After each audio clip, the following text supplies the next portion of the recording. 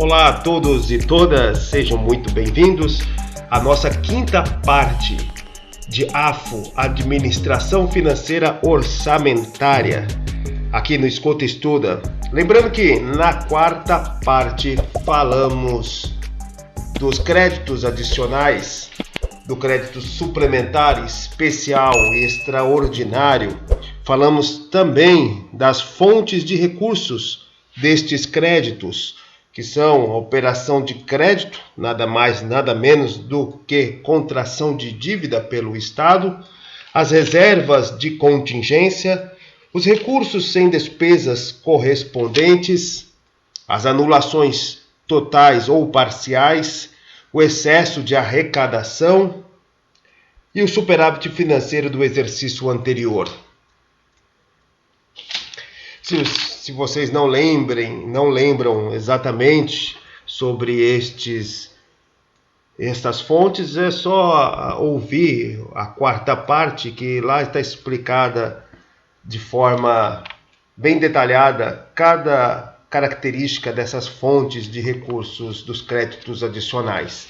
Agora nós vamos entrar nos princípios orçamentários. 21 princípios serão explicados aqui. É claro que na literatura pode ter até mais do que isso, pois eles não estão listados de forma explícita na Constituição ou outros documentos, mas eles são tirados da própria Constituição, da 4320, de 64, da Lei de Responsabilidade Fiscal e de outros documentos, talvez o MCASP, o Manual de Contabilidade aplicado ao setor público e diversos outros. Bom, mas vamos ao primeiro princípio que aqui se tem listado, que é o princípio da legalidade. O princípio da legalidade é bem simples, ele está lá bem explícito no artigo 37 da Constituição, o mesmo que a gente grava o mnemônico LIMP, a legalidade, impessoalidade, moralidade, publicidade e eficiência. Tem também os implícitos, nós temos outros princípios na Constituição, os implícitos, que são presunção de legitimidade, razoabilidade, isonomia, motivação, continuidade do serviço público, especificidade, supremacia, autotutela, hierarquia, autoexecutoriedade e indisponibilidade do serviço público. Pode ser gravado esses implícitos através do mnemônico Princesa Rai. Princesa Rai com a princesa com M. O Rai soletrando é Hotel Alpha India.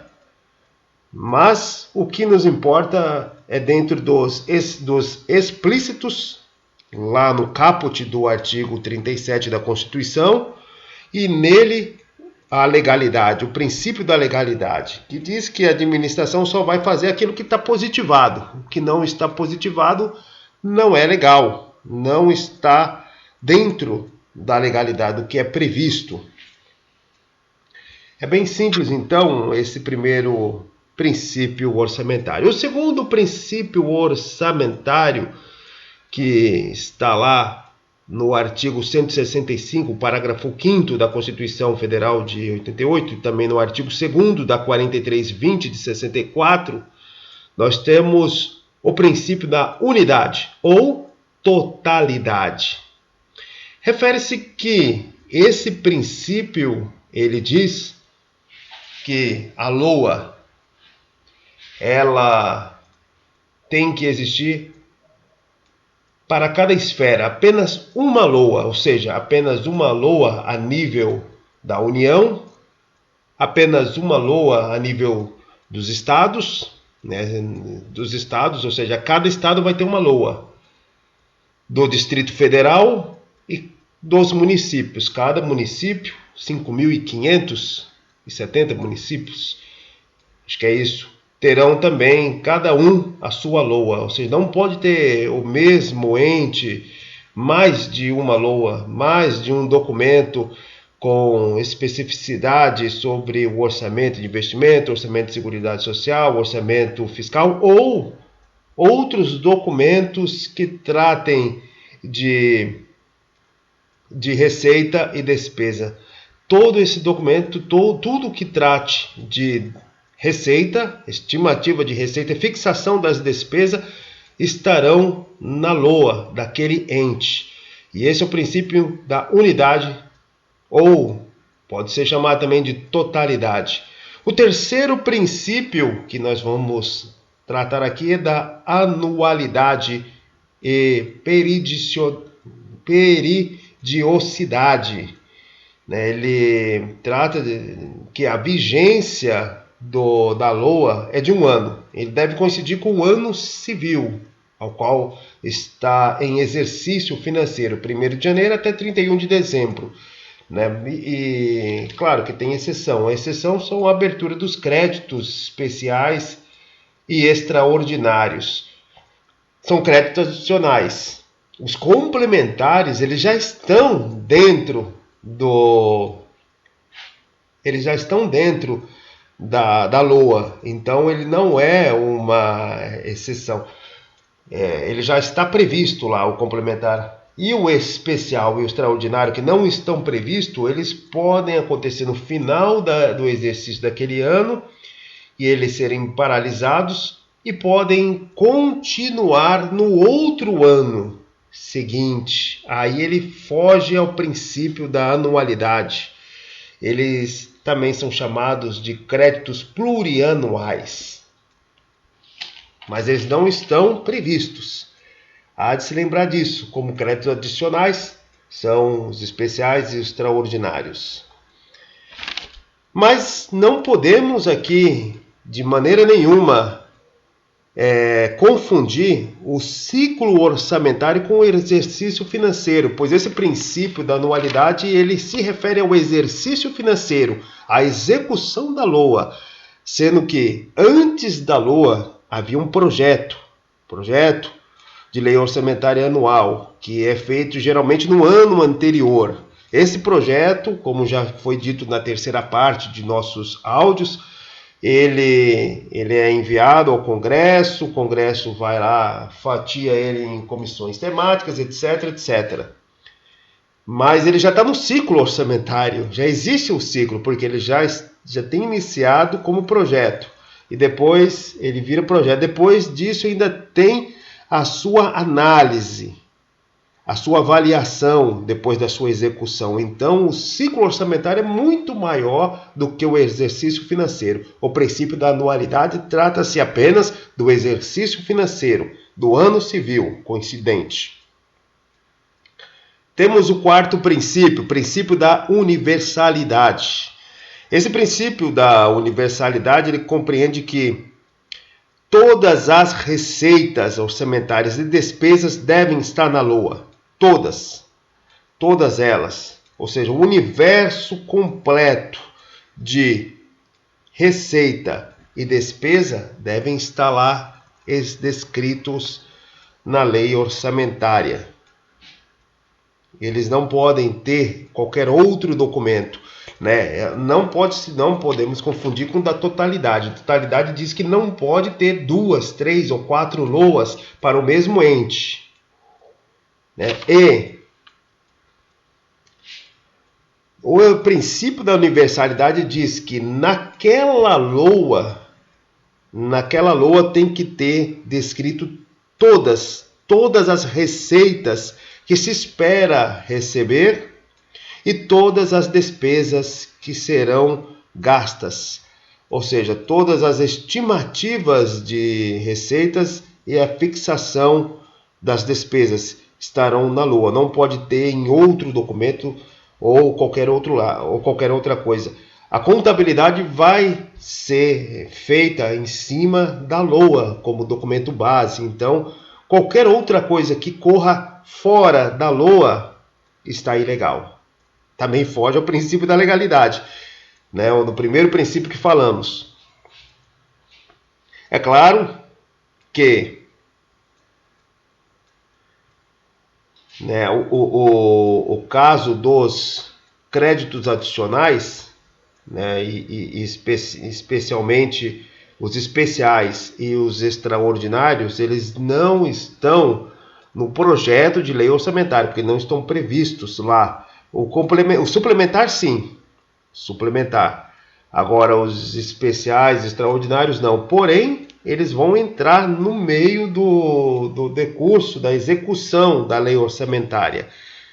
Aí, eles, no momento da avaliação desta LOA, pós-execução, eles vão estar lá, descritos como créditos especiais extraordinários. O quinto princípio que nós vamos tratar aqui é o princípio da exclusividade.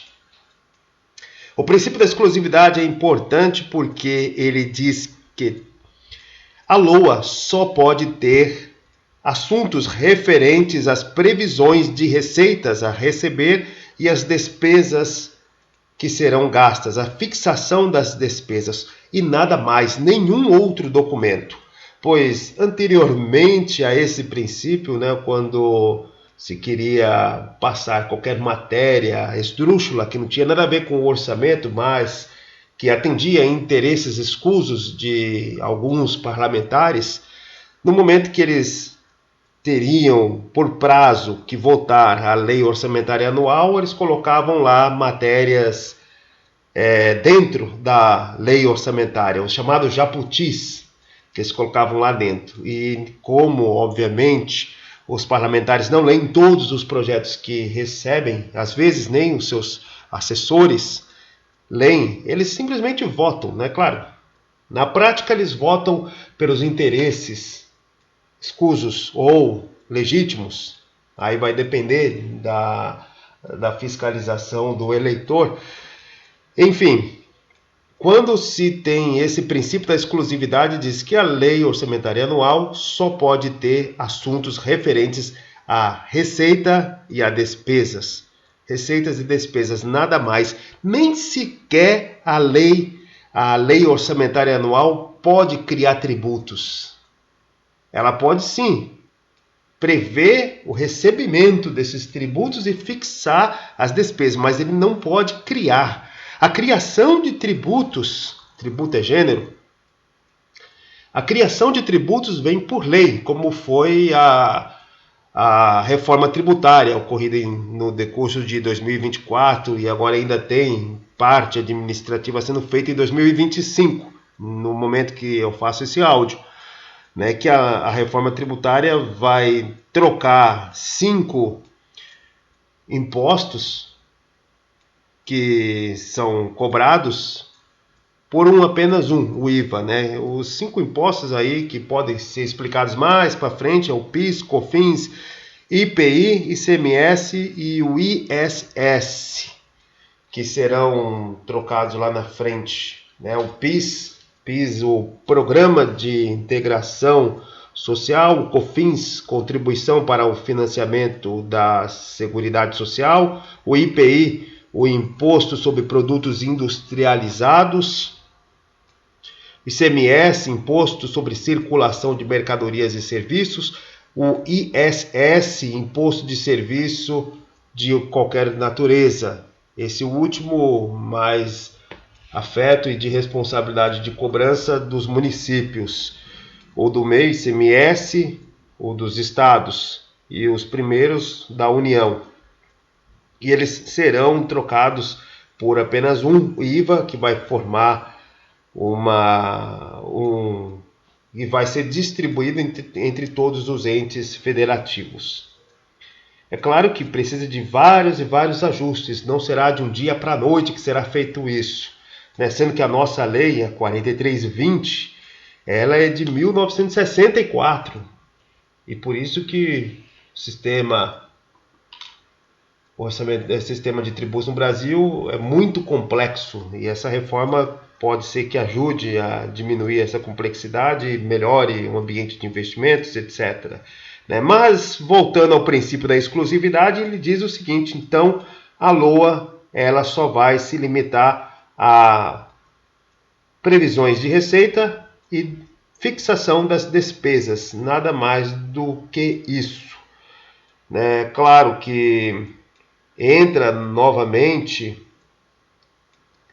né, a questão das operações de créditos adicionais, suplementar, o suplementar já está, obviamente, né? Os extraordinários e os especiais, né, e etc. O sexto princípio que nós vamos tratar aqui é do princípio do orçamento bruto. Orçamento bruto quer dizer que todo centavo que está previsto para entrar no ente federativo, ele tem que ser também descrito como no seu equilíbrio de receita e despesa. Isto é, se o ente ele arrecadou lá 1 milhão de um imposto qualquer, e ele tem que repassar por obrigação constitucional 500 mil, então ele tem que registrar na sua receita a entrada de 1 milhão e na sua despesa, de forma obrigatória, esses 500 mil que serão passados ao ente municipal. E, obviamente, o ente municipal vai ter que registrar esses 500 mil que estão saindo deste ente, chegando no município como receita. Receita que vem do repasse de impostos e depois a sua natural fixação de despesa. Então, o orçamento bruto quer dizer que toda entrada e toda saída tem que ser registrado. Tem que haver registro de tudo que entra. Não é factível que o Estado, que a União, por exemplo, lá do IPI, ele acha que vai receber 1 bilhão e naturalmente 500 milhões já vão ser repassados, então ele vai registrar só 500 milhões para poder facilitar a conta. Não, de jeito nenhum. Ele tem que registrar 1 bilhão e todos os 500 milhões para quem for repassar, para os estados e para os municípios. O sétimo princípio é o princípio da especificação.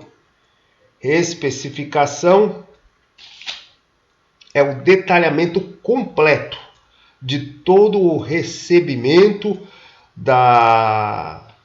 de onde vem o dinheiro, se aquela receita, da onde que ela é composta do IPVA, ela é composta do PIS, composta do IPI, e o detalhamento, a especificação para onde vai aquela despesa. Quando a receita virar despesa, para onde vai? Vai ser o repasse para municípios, vai ser o gasto com obra tal, pagamento de pessoal, ou seja, despesa corrente, vai ser uma dotação global para a reserva de contingência. Ela já reserva de contingência, ela sim é uma exceção ao princípio da especificação, porque neste princípio da especificação tem que ser especificado aonde que vem toda a receita e para onde que vai quando ela virar despesa. Se é recebido R$1.000, todo o R$1.000, mesmo se ele for fatiado em 10 fatias de 100, eles têm que ser justificados. Agora, a reserva de contingência, ela vai ser especificada a sua composição pelo lado da receita, mas não tem a despesa. Não tem, porque ela é uma reserva de contingência, ela é uma dotação que vai ser colocada ali como uma reserva para qualquer futuro crédito suplementar, especial ou extraordinário, créditos adicionais. Então ela é uma exceção ao princípio da especificação, pois ela só vai detalhar a sua composição pelo lado da receita, mas não vai detalhar a despesa, porque não é a sua própria natureza, é totalmente diferente dos outros, da outra entrada e saída.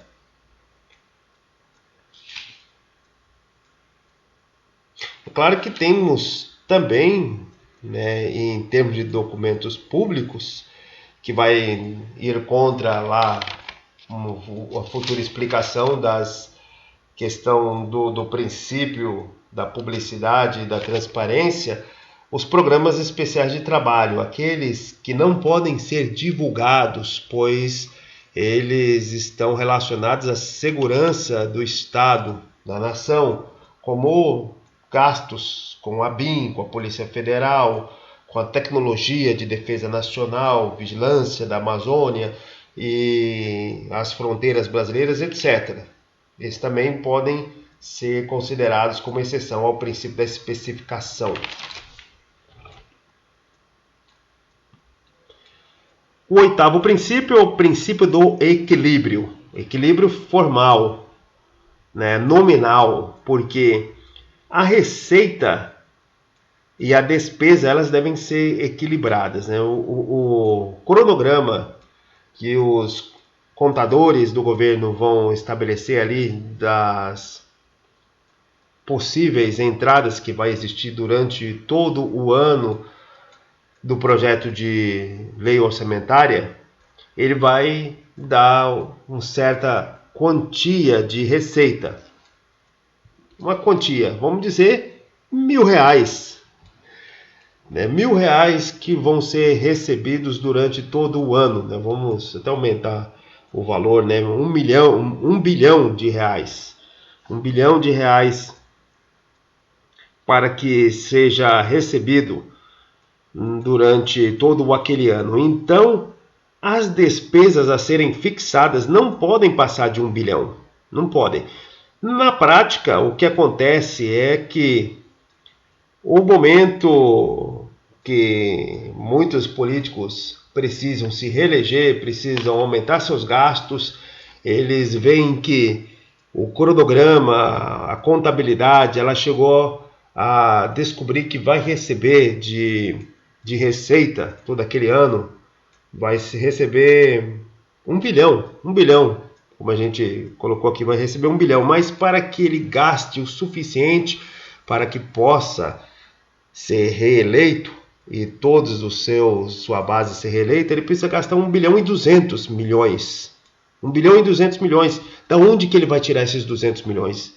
Aí ele vai tirar operação de crédito. Ele vai contratar uma dívida com bancos internacionais, se for o caso da União, bancos nacionais, ou com a própria União, se for o caso dos estados, e etc. Então ele vai fazer a contratação de 200 milhões para que seja equilibrado. Aí sim, ele vai cumprir o princípio do equilíbrio. O equilíbrio formal, pois esse equilíbrio ele foi realizado com dívida. Dívida que vai aumentar o passivo do ente público. O passivo, ou seja, uma obrigação futura. Ele vai ter que pagar essa dívida de alguma forma. E aí que nós entramos na chamada regra de ouro. A regra de ouro, ela vai dizer que não se pode contratar tantas dívidas acima das despesas de investimento. Né? Vamos por parte aqui. Né? Nós temos os dois pontos aqui, receita e despesa. A receita nós temos a orçamentária e a extra-orçamentária. A orçamentária, ela é descrita na LOA e dentro da orçamentária nós temos dois tipos, as correntes e as de capital. As receitas correntes são aquelas dos impostos, taxas, contribuições, etc. E nós temos as de capital. As de capital, elas vão geralmente gerar dívida, que é a principal delas é a operação de crédito. É claro que tem alienação de bens, etc., mas o que se trata aqui na regra de ouro é a operação de crédito. A operação de crédito, então, é uma receita orçamentária de capital que chama-se operação de crédito, que gera dívida ao Estado, gera um passivo, uma obrigação a pagar no futuro, além de gerar não só o principal da dívida, como juros. Os juros é o pagamento de você ter o dinheiro antes do tempo, o serviço. E Dentro das despesas, nós temos também as despesas orçamentárias e as extra-orçamentárias. O principal aqui que nós estamos falando é das despesas orçamentárias. A despesa orçamentária principal é a corrente, que é o pagamento de pessoal, o pagamento dos juros e as despesas de capital, que são os investimentos, as inversões financeiras, a amortização de dívida. Perceba-se que no lado da receita temos orçamentária e extra-orçamentária.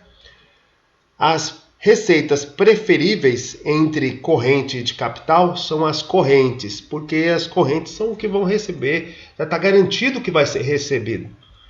Elas são pagamento de impostos, imposto de renda, o IPI, o COFINS, ICMS, que o Estado como todo, não só a União, né, União, Estados, o DF, os municípios vão receber todo ano, que já é garantido.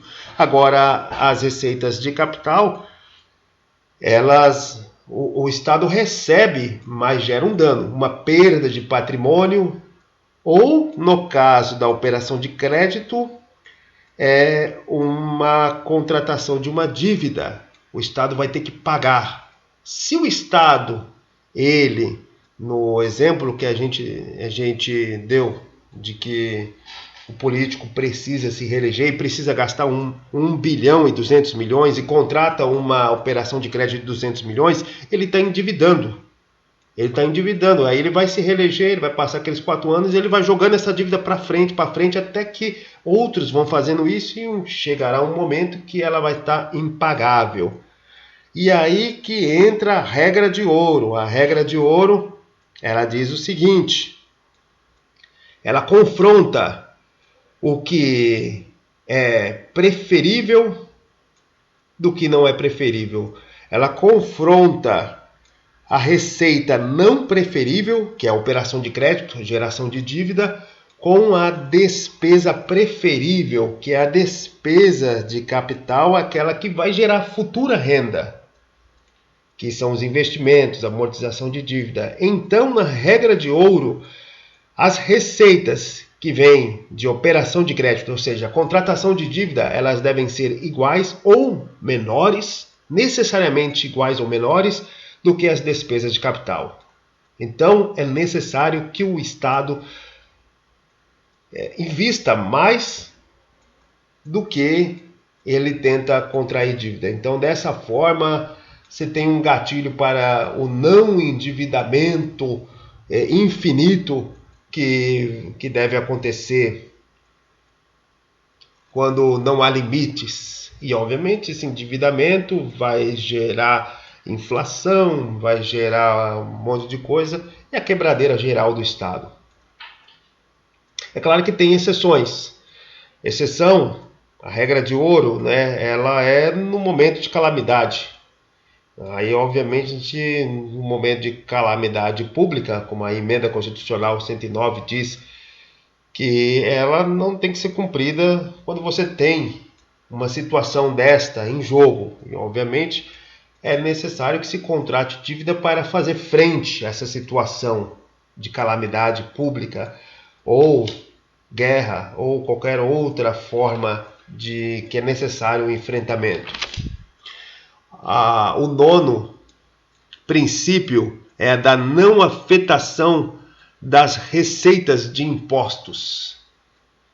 Há de se lembrar que quando falamos de tributos, estamos falando de um gênero total, um gênero que engloba taxas, contribuições, melhorias, contribuições patrimoniais, agropecuárias, industriais, de serviço.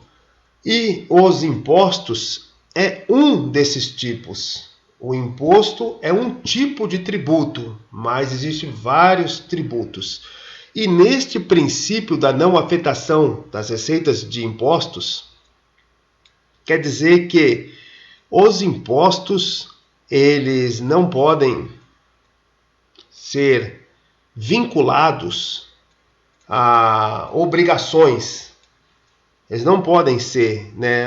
Claro que existem ressalvas, existem exceções, né? A exceção Pode gravar pelo mnemônico aí, PESA-ARO-GOV. PESA-ARO-GOV, que é o P de partilha de impostos. O que está na Constituição, que é a partilha de impostos, que, por exemplo, o IPI, o IRI, o IPI, por exemplo, ele tem lá, se não me engano, no 159 da Constituição Federal, ele é responsabilidade da União, e a União fica com 51% de sua arrecadação e 49% vai para os fundos dos estados e do Distrito Federal e dos municípios.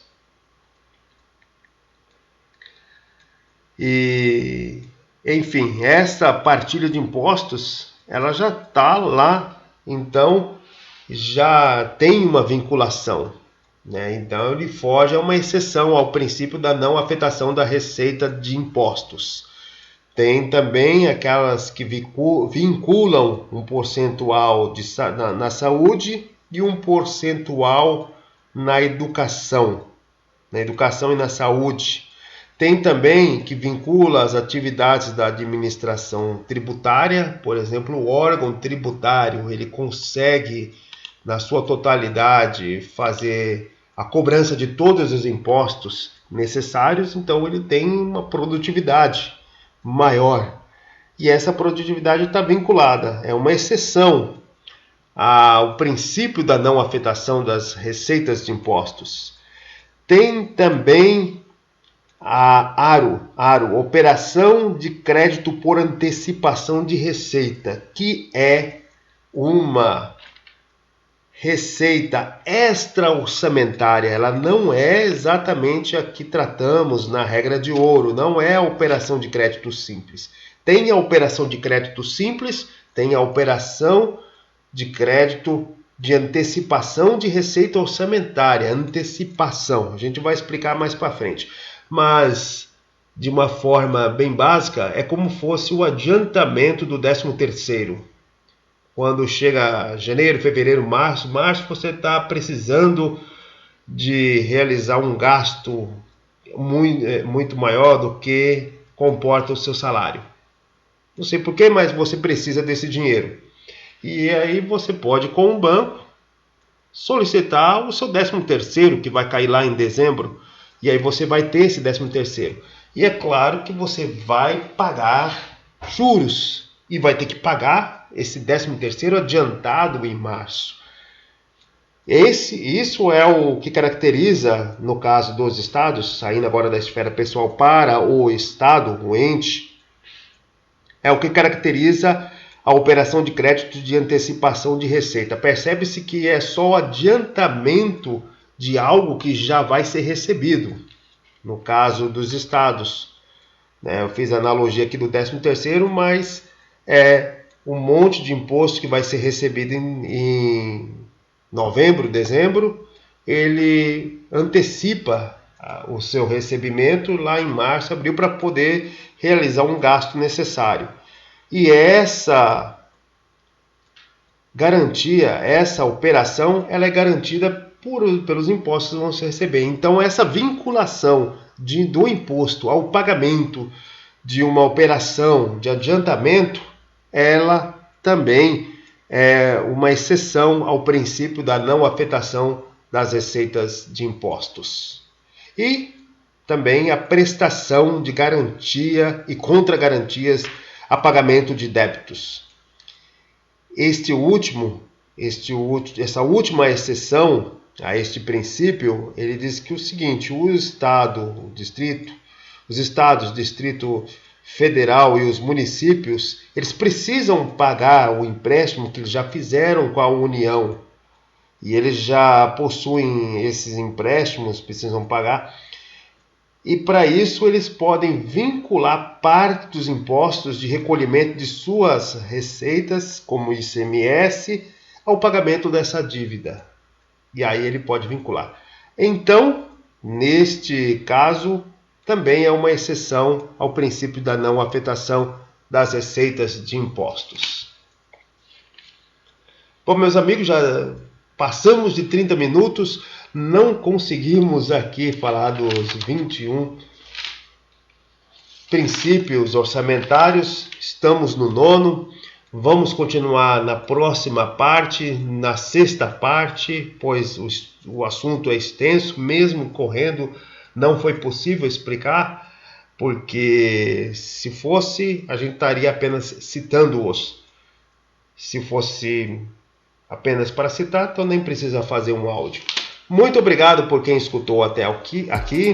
Se inscrevam no canal e até o próximo áudio resumo.